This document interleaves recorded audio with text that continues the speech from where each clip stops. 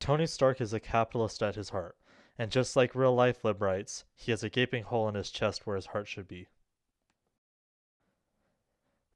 Peter would have fallen into lib left with many of his classmates, but now he just complains about the estate tax on Tony's stuff.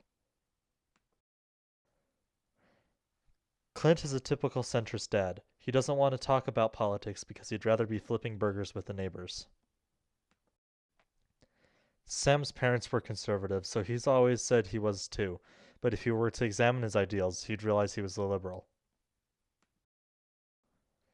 Vision is a leftist because he notices that most of the right's viewpoints are based on religious ideologies, and he's an edgy 14-year-old atheist. Peter was killed by a bunch of robots, so he's 100% on the Yang Gang. T'Challa is a monarchist and wants to send black people back to Africa. In Avengers, Bruce says, "I'm always angry," and then punches an alien. This shows his blatant xenophobia and that he's always angry that immigrants are stealing our jobs. Scott lives in San Francisco and is a leftist, but because he's an ex-con, his opinion doesn't matter because he can't vote. Rhodey is the one black guy at a Trump rally. Thor is a monarchist but believes in women's rights. Stephen Strange definitely smokes weed.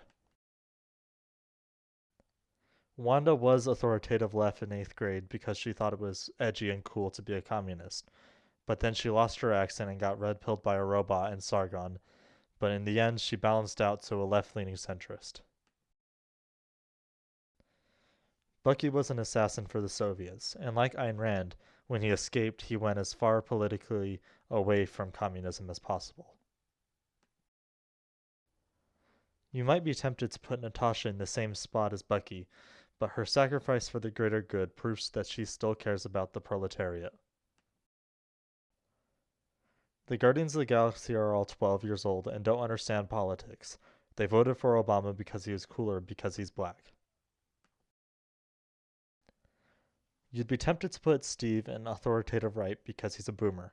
There are two problems with that.